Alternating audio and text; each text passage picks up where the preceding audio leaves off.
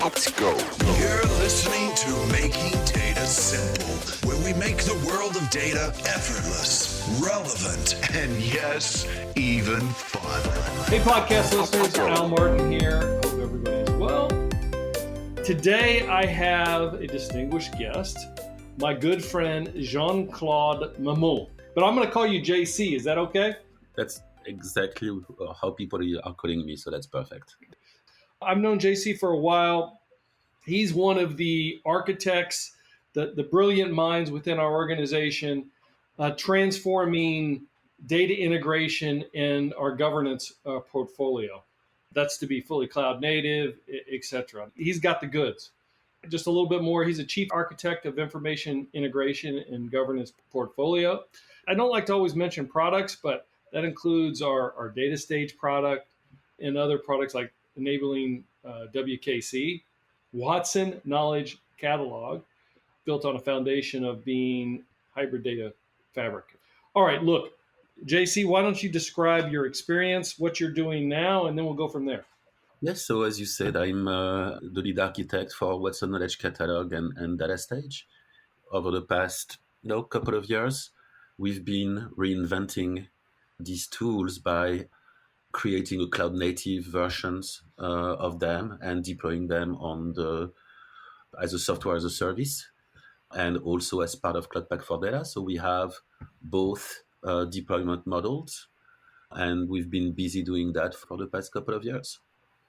Back up for me a second. I'm going to jump into that and explain to the users what that means. Cloud Pak for data, by example, being microservices, what Datastage and WKC is from a conceptual perspective. But where do you come from? What's your history? Tell us a little bit about your experience. So, as you said, I'm French. I've been in the US for more than 20 years now. Still have my French accent, so that's probably never going to go away. Since I'm in the US, I've been working on data integration for a long time, and also on XML databases at some point. And for the past few years, I've been working half and half between data integration and governance. Nice. You love data integration and governance because you've been doing it a long time.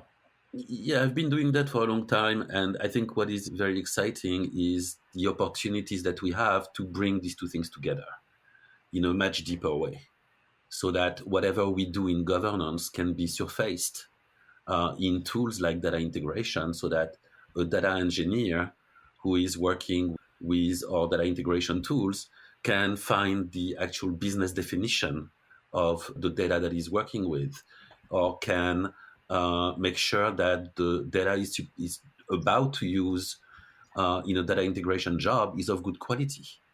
So trying to bring together all these technologies is really what's going to make a difference as part of a platform. Before I dive into that, where are you located? I'm in Massachusetts. What brought you to Massachusetts? How did you end up here? Actually, I was working in Denver, Colorado. I've been in Denver for 4 years with a company called Essential Software. Yeah. We sold 90% of the business that was in Denver to IBM at that time. Yeah. And I moved to Massachusetts, where the headquarters of Essential Software was. That was what, 2004? It was 2001. 2001. Well, so hold on. And then Essential was acquired later by IBM in 2005. All right. So that's where I was going, because the reason is, you know how I know that, right? Because I came from Informix. Yeah. So it was 2001. And then the interesting thing is IBM bought half the company in 2001, which was the database side, if you will. Yep. The Informix side, and then bought the Essential side in 2005. I missed it by a year. So you came over in 2005 then? Exactly. All right. Were you with somebody else before you were with Informix and Essential? I started in a startup in France that was called O2 Technology. We were building an object database at the time. And that object, O2 was acquired by a company called Unidata that was in Denver. That's why I ended up in Denver. Nice. And then you moved to Massachusetts because why? because all the stuff that was in Denver was sold to IBM when as part of Informix. I see. And then I joined the rest of the crew in Massachusetts at that time. All right, so let's dive into data integration and governance. Let's have a little fun with it here. Rather than talk product names, I want to talk some of the industry challenges. What are the industry challenges? Where have we come from and where are we going? Let's start with integration first. So with integration, I think what's going to be interesting in the future is that the type of workloads are changing, right? So in the past, we are seeing very traditional workloads where people were building data warehouse using traditional data sources, databases, files, and then we're creating star schemas and building data warehouses for many different usage. Now we are seeing a lot more diverse data sources that are on the web, data sources that are geographically dispersed. With the emergence of things like hybrid cloud, we see people having data in multiple clouds, trying to bring it together. I mean, data warehouse is obviously still important, but we start also seeing people putting data in cloud object storages and accessing data for various reasons, right? I mean, some very new type of workloads is people need to create data in order to train machine learning models. So you need to take your data and put it in a shape that is expected by your machine learning model. So these are the type of new workload that we see a lot in data integration. All right, I'm going to come back to that. I got more questions, but let's go into governance. Is there integration without governance today? I mean, are these hand in hand? You always got to say integration and governance, and we certainly do inside IBM, but are they exclusive to one another? Or? You can do both separately, but it's very difficult to do data integration without good governance. Because if you don't understand the data that you are dealing with, if you don't pay attention to the quality of your data, what you are going to produce in data integration is probably going to be garbage, right? So garbage in, garbage out. Without a good governance processes, you are likely to make mistakes when you do things like data integration or machine learning for the same reason. So what you're telling me, though, is they're inseparable in the sense that I would imagine if you're going to do data integration, you want to have governance along the way. Otherwise, you're going to create a mess that somebody else has to clean up separately. Yeah, exactly. It's perfectly right. You can do governance without data integration. You cannot really do data integration without governance. You do governance without integration. You can't do integration without governance. Is that what you said? Yep. I see what you mean. All right, I got it. Look, going back to integration, look, I understand. So you're saying, look, we come in from data warehousing, we're heading to multiple data sources on the web, hence hybrid cloud. By the way, when you talk about the star schemas, like I was looking back at my, actually the books I have in back of me, one of the books is the Data Warehouse Toolkit. Do you remember the name of a gentleman by the name of Richard Kimball? Yep. I think he wrote that book, which talked about how to set up star schemas, et cetera. Are stars schemas defunct now? Are there no such thing as star schemas? I mean, it still exists. I mean, you still have traditional data warehouses. What's interesting right now is the emergence of these new workloads, right? And people don't do just static batch ETLs. You have things that are a lot more dynamic. You have a lot of streaming data coming. You have a lot of new type of data coming, hierarchical data, JSON data. So you have a lot of these new data coming that are becoming more and more important in the context of data integration. Originally when you had databases that were very OLTP driven, index driven, gave rise to star schemas so that from a performance standpoint, you could look across a data warehouse using a star schema to be able to bring that data in a reasonable time frame.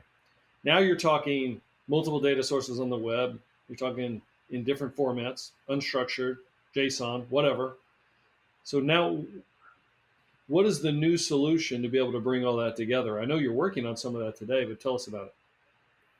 From a data integration perspective, again, we need to be able to push part of the workload where the data is, right? We need to be able to, if you have data in IBM Cloud, in AWS, in Azure, you need to be able to take your workload and push it to the data so that you don't move data across multiple networks, which is very expensive because you need to pay egress cost when you move data out of a cloud.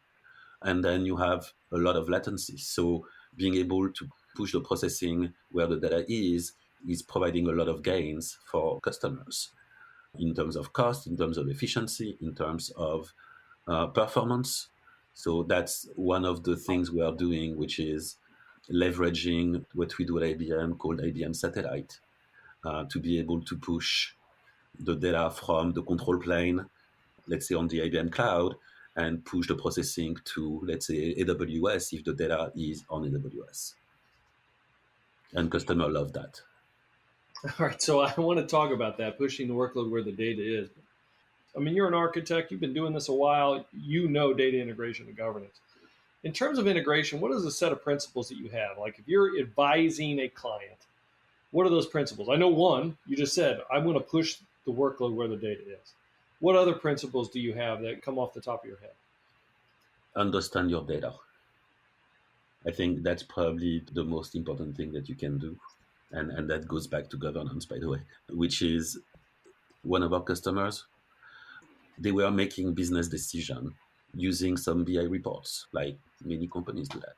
And at some point, they started doing some governance and including governance in their processes.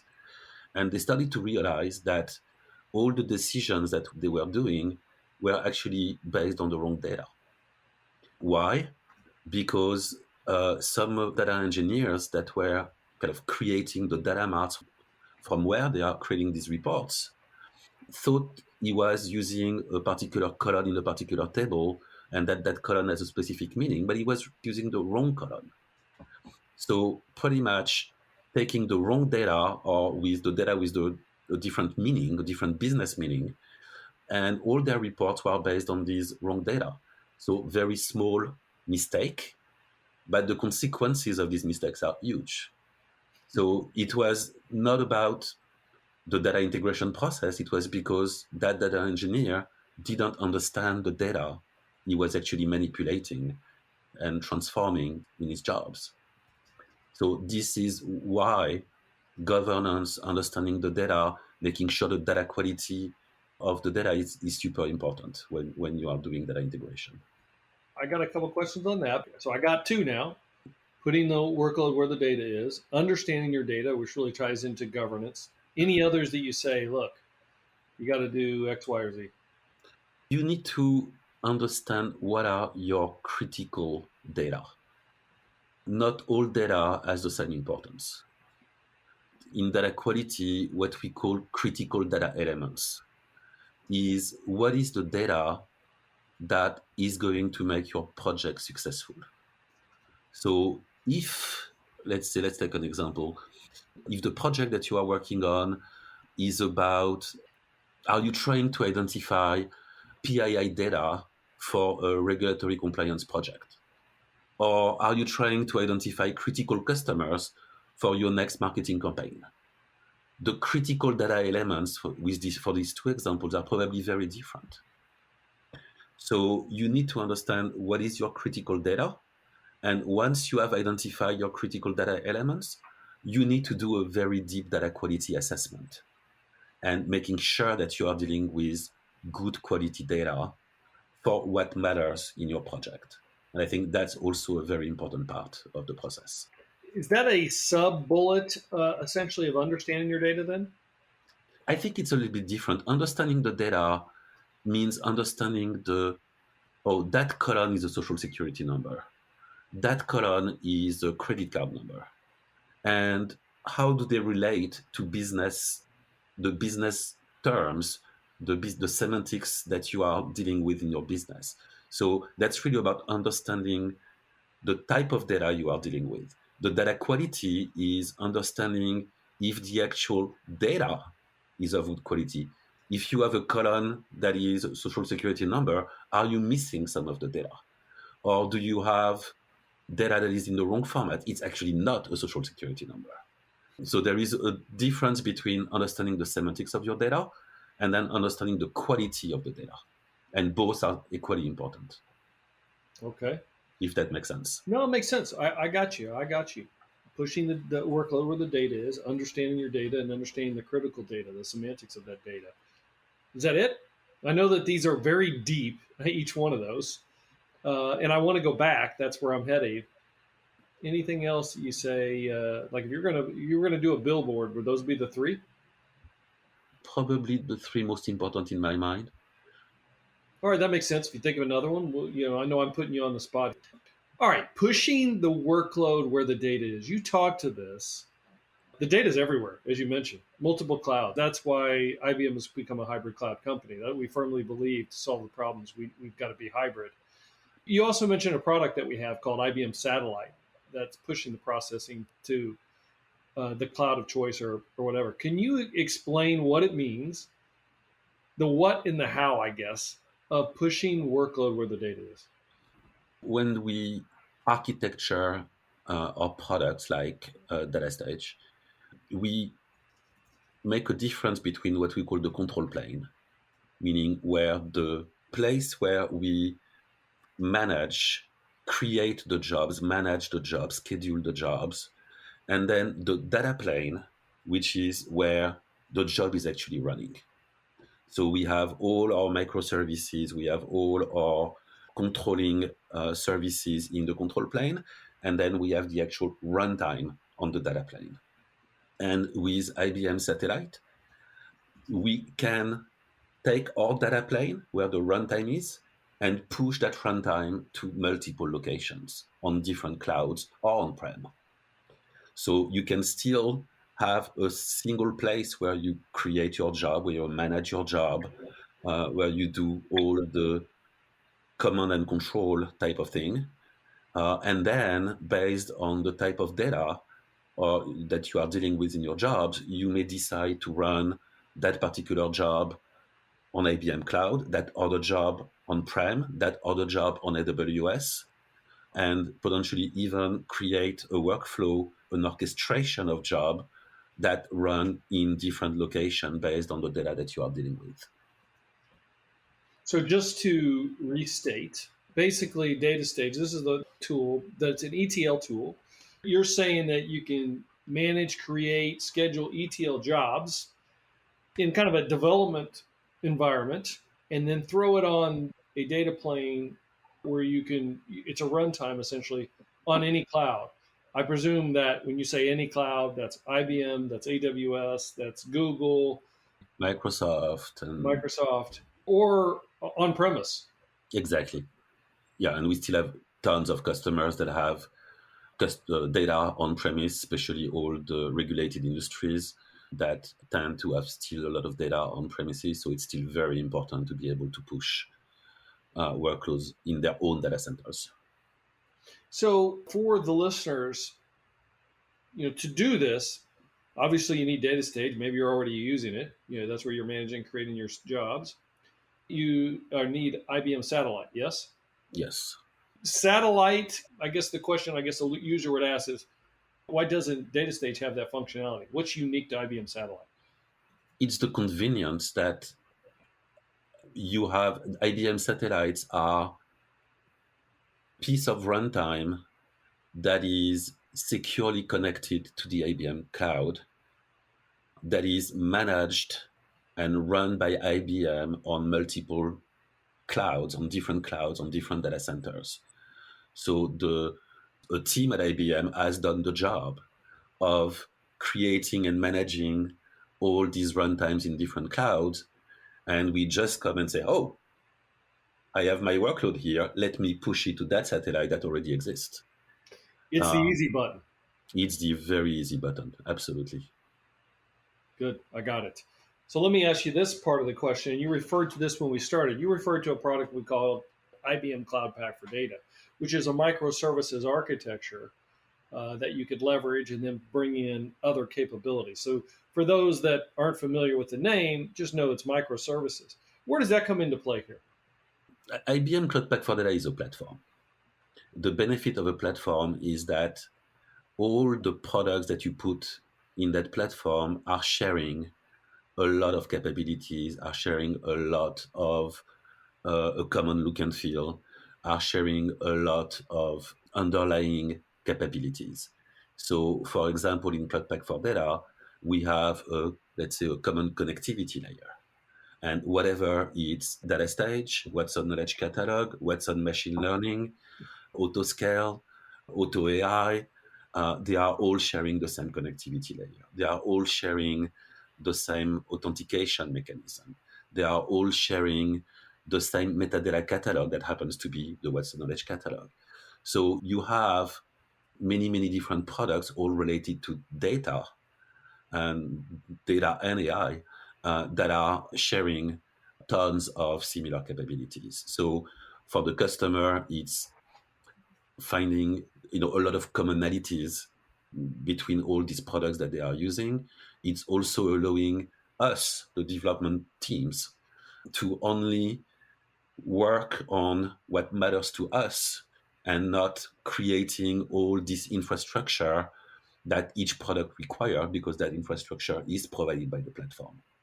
So, for example, when we built Datastage as cloud native components, we really worked on all the Datastage components. We didn't work on connectivity. We didn't work on security. We didn't work on a design canvas, because all of that was coming with the platform.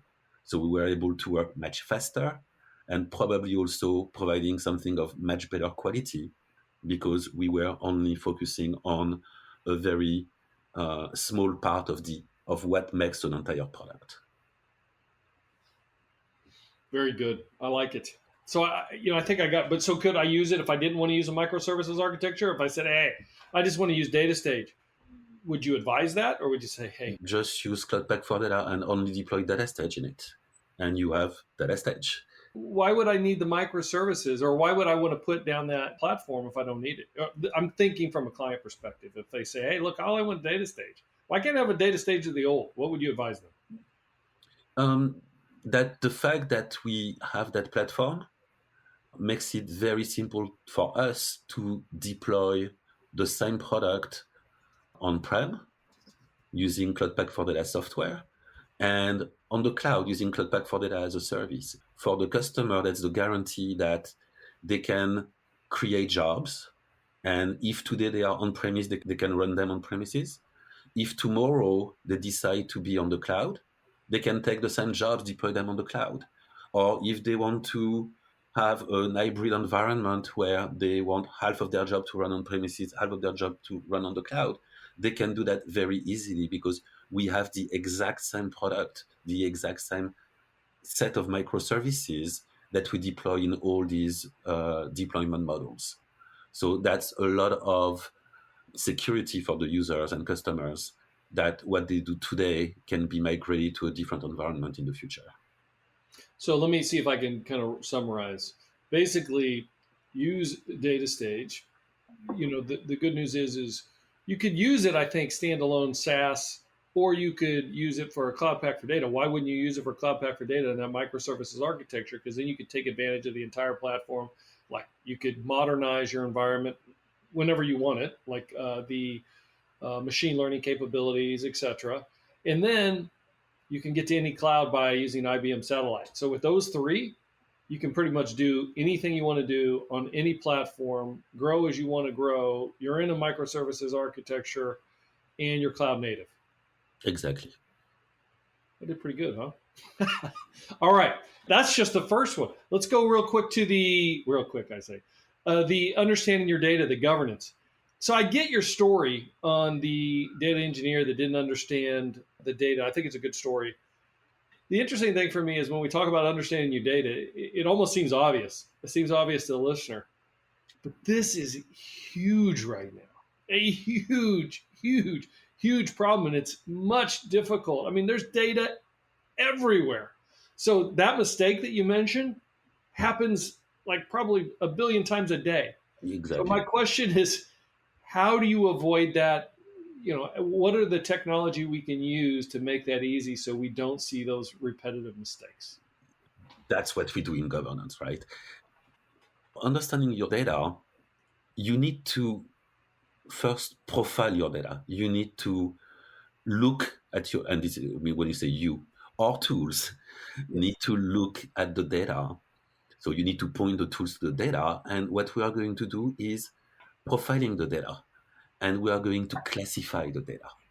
For example, in What's on Knowledge Catalog, we have out of the box 160, I think, data classes.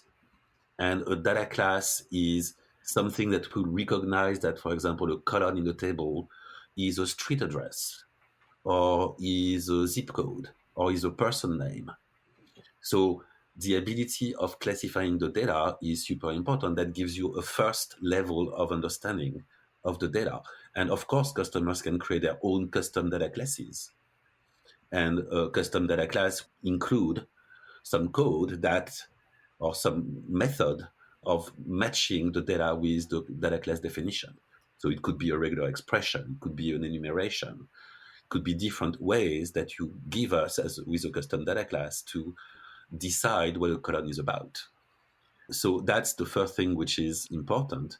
And then what customers are doing when they start a governance project is they need to model their business.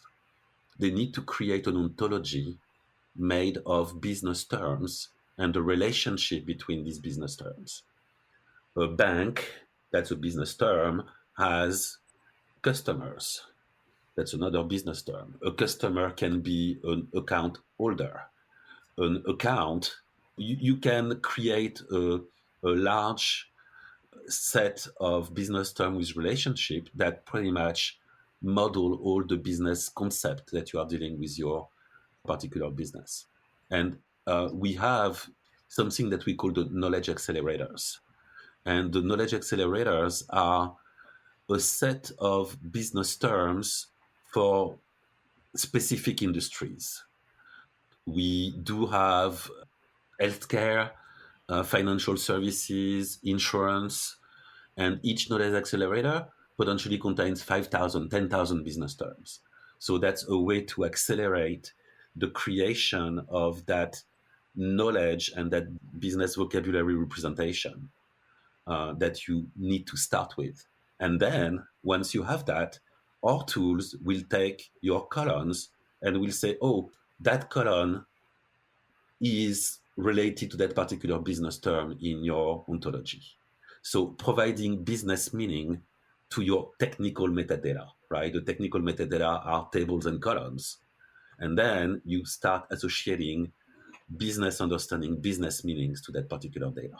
And that's where you start understanding your data. This is where your data engineer that was using the wrong column can now take a column and say, okay, what is the business definition of that column? Do I really understand the semantics of that column? And that's the critical piece that we are doing automatically when profiling and assigning business term in the data using heuristics and machine learning models that we run on the data. So here's my question. How much is really manual and how much is automated in all of what you just described?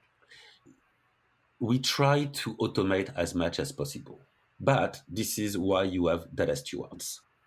So the data stewards can look at what we've inferred, what we've predicted, and they can say, well, yes or no. And they can also define thresholds, assign that business term if you are 90% sure that it's a valid match. And let me review all the assignments when the percentage of certainty is between or is less than 90%.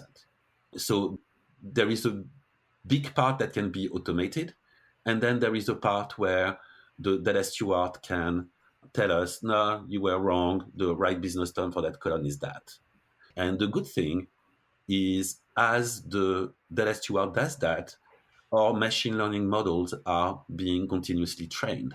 So the next time you try to assign business term, it will be better because we understood, based on previous corrections, to be more accurate in the assignment of business terms. So if you have a lazy data steward, you can still have issues. But the more involved that data steward is, the more machine learning knowledge is going to be gathered by the models, such that it'll be less and less and less involvement required over time. Exactly. I mean, the continuous learning is critical in order to improve and getting better and better and better and better as you go. So correspondingly, a data steward's golf game should get better and better and better as they have to spend less time stewarding the data. Yep. All right.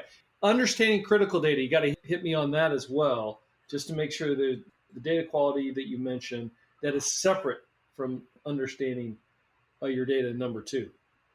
Understanding the data is really about understanding the semantics of the data, but then the data quality is about trusting your data. How much can I trust the data that I'm manipulating? So we talked about defining and identifying your critical data elements, but then what else? What do you need? What can you do with that? So we have some data quality tools that are going to help you doing this data quality assessment. So we have a number of data quality dimensions that we are going to test with your data.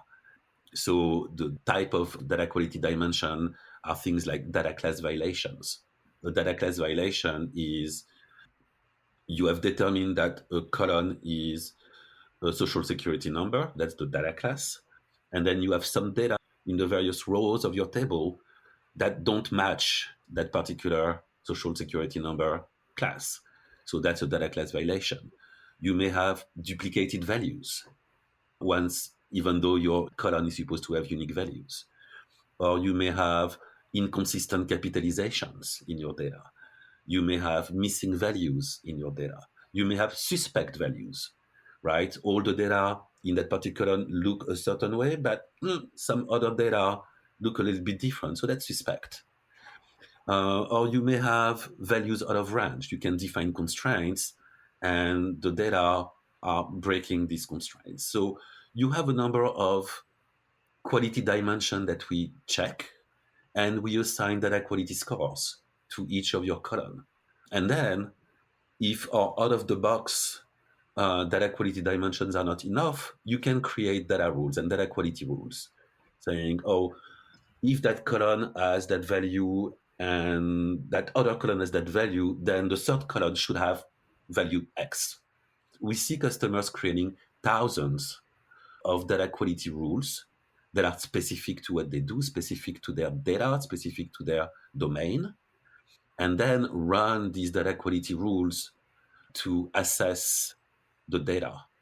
But of course, that's not enough to assess the data. You need to continuously evaluate the data quality because that can evolve over time. Hopefully, based on the initial assessment, some issues have been remediated, but it's possible that over time, new data are being ingested and that the data quality can go down. So being able to continuously monitor the data quality is critical for customer to trust the data and trust the reports or the prediction that they do with their machine learning models. They need to be able to trust. You need to make sure that at the source, your data is of high quality. What do you think is the number one data quality issue? And when I ask that, I'll give you my answer just out front. The good news is I'm seeing in the industry right now a trend where companies or even government, they have multiple departments. Traditionally, they don't share data. They're very siloed. They just want control of their data for a number of different reasons. You know, some of them very valid, but they're finding out that if they share the data, they get better results. Like, you know, I think we did an effort with Sonoma County, and we found that people that were on the streets usually had some kind of mental disorder. And if you put the legal department, I guess, with the police records, with some of the social areas, you put it all together, you can figure out, hey, this is the problem. This is how we could keep them off the street and help them and as we move forward. Anyway, they start sharing data. Once you do that, you got a lot of the same data. It's redundant. It's a mess. I see that as the biggest issue that I face when I'm working with clients. What do you see as the biggest issue around data quality? Where the data is coming from is unknown in many cases. When the data is entered, people are usually lazy. So they are going to mistype a number of things. They are going to use abbreviation. When you compare data that's supposed to be the same, that has the same value, you will see slight differences in the values. Some people are going to spell my name Jean-Claude with a dash between Jean and Claude. Some people will put a space between Jean and Claude. Some people will put JC. Some people will put J.C. That's still the same person at the end of the day.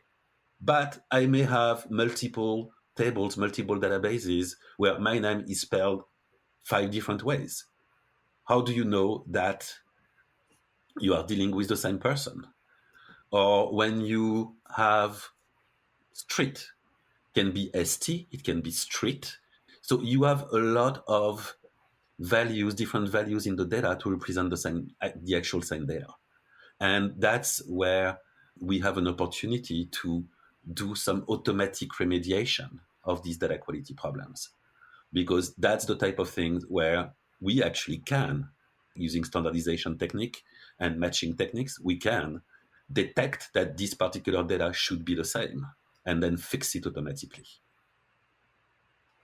Wow, this has been really good. I don't know if you expected to go down some of the holes that we went down today, JC, but it's terrific. Kate, our trusty, awesome producer out there, what do you think of all this? I think it's just remarkable to listen to, and most of it, just being very straight about it, goes way over my head. But I love that you two know what you're talking about, and it is relatively simple. I love the language you've used to communicate it.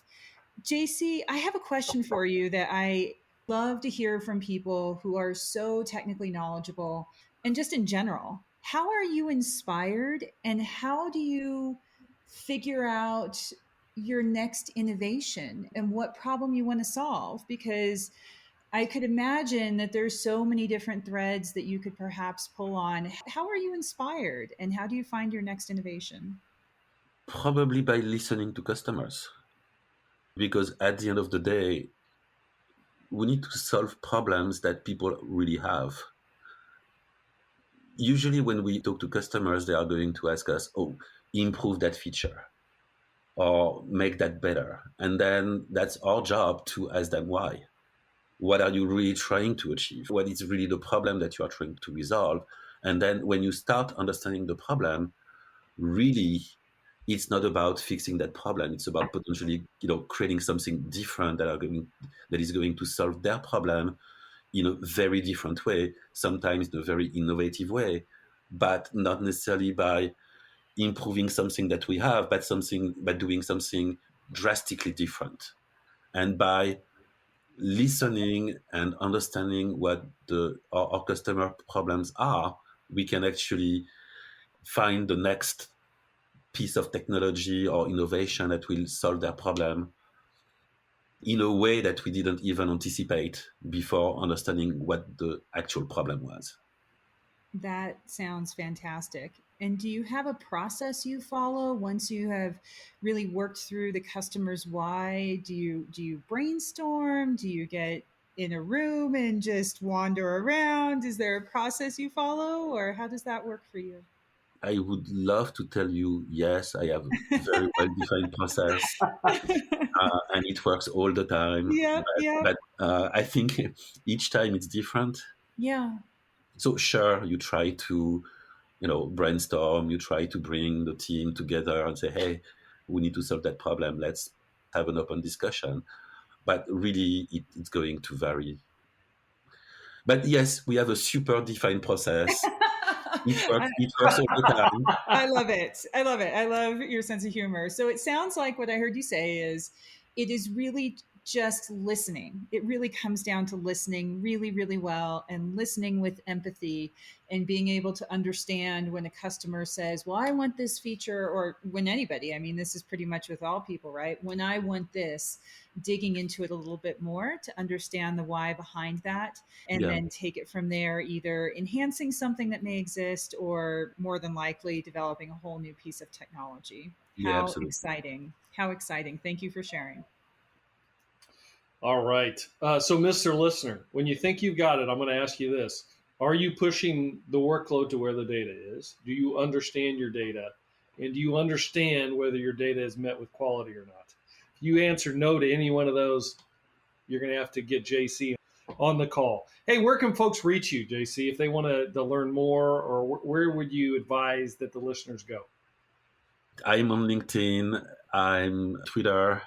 Anybody can hit me on all these platforms, and I'll be very happy to connect. Very good. We'll put that in the show notes so people can take a look. Also, obviously, you can go to the IBM's webpage and look up integration governance. You'll see the technologies that we have available. I know there's more technologies in the industry, but check out IBM. Get a chance. You're on it today, JC. You know what? I love you, and the listeners don't know this because I can see you. You come into this podcast and you have a Making Data Simple shirt on. That's fantastic, man. Yes. Look, you'll always have a place in my heart just for that. You thought ahead. That means a lot to me. Hey, 2 more questions. French wine or American wine, then? Okay, I don't want to create enemies here. You got to pick one. Come on, man.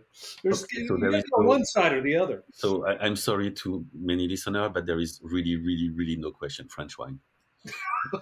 Okay. Well, is it a Bordello or what? Personally, I'm a Bordeaux. Yes, Bordeaux. Very good. I like them both. I think they're very different. I think I've gotten used to American wines in Napa, and now when I have a French wine, I got to get used to that. Once I get used to that, it's hard to go back. Anyway, I like them both. I just think I like wine. What do you do for fun when you're not doing integration and governance all day, all the time? I take pictures. Take pictures? Yeah. iPhone? No. I'm just kidding. Yeah. I do a lot of photos. What are you taking pictures of? Just anything and everything, or do you have a specific? Everything. Love walking in a city and taking pictures. So you're the guy in the city that I'm saying, what is he doing? And you're just taking pictures of things that interest you, anything and everything. Yeah. What do you do with those pictures? That's actually really interesting. Not much. It's a good hobby, get you out. But do you ever go back through them? That's what I find. I take pictures and never see them again.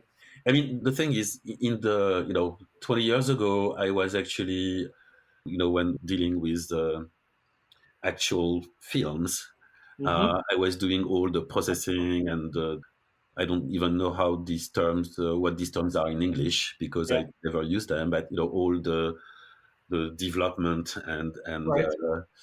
With the old cameras, with numeric cameras, all that piece is gone.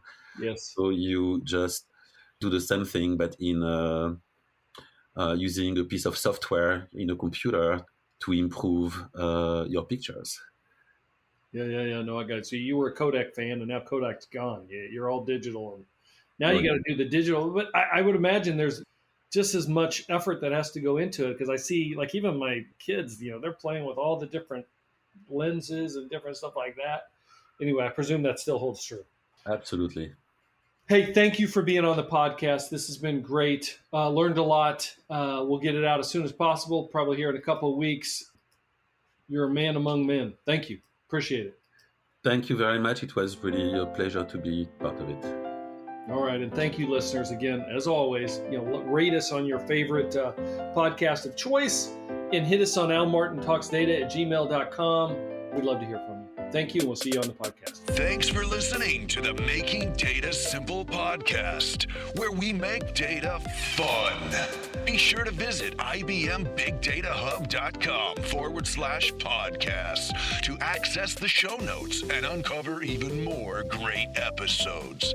Remember, the views expressed here are those of the host and its guests, and do not necessarily represent the views of IBM. Until next time, Let's go. over and out.